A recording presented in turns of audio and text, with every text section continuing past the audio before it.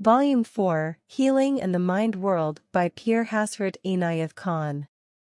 Part 1, Health. 2. Tone and Rhythm. 2. When a child's rhythm and tone are disordered, the healing that a mother can give, often unconsciously, the physicians cannot give in 1,000 years. The song she sings, however insignificant, comes from the profound depths of her being and brings with it the healing power. It cures the child in a moment.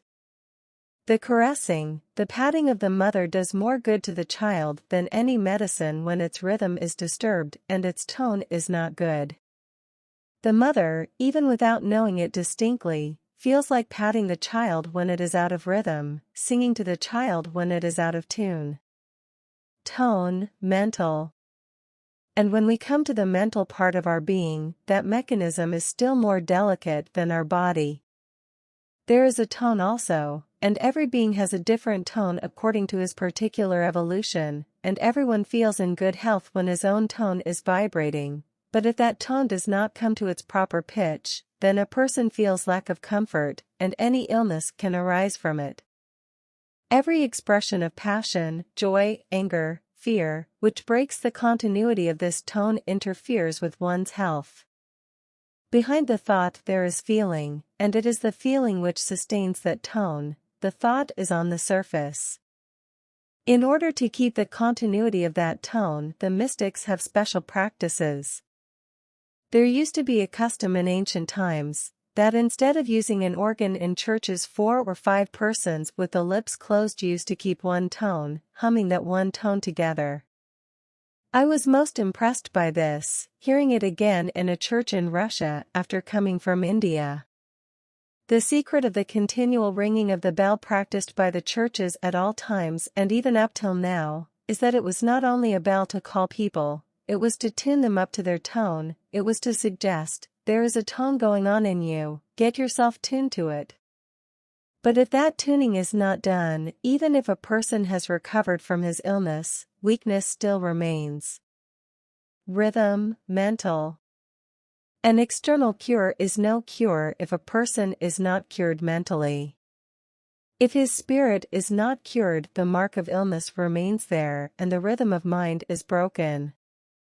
When a person's mind is going at a speed which is faster or at a speed which is slower than it ought to be, or if a person jumps from one thought to another and so goes on thinking of 1,000 things in 5 minutes, however intellectual he may be, he cannot be normal. Or if a person holds one thought and broods on it instead of making progress, he will also cling to his depression, his fears, his disappointments, and that makes him ill. It is irregularity of the rhythm of mind which causes mental disorder. I do not mean that the rhythm of the mind of one person must be like that of another person. No, each person's rhythm is peculiar to himself.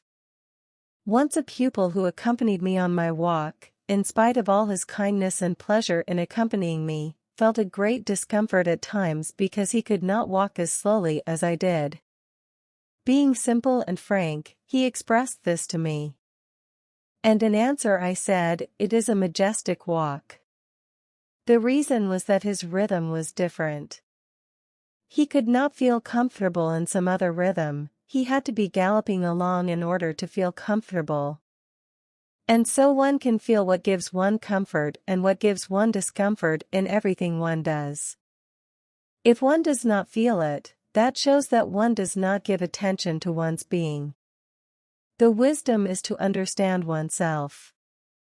If one can sustain the proper rhythm of one's mind, that is sufficient to keep one healthy. Mind-body connection. Mental illnesses are subtler than physical illnesses, though up to now mental illnesses have not been thoroughly explored, but when this has been done we shall find that all physical illnesses have some connection with them. The mind and the body stand face to face.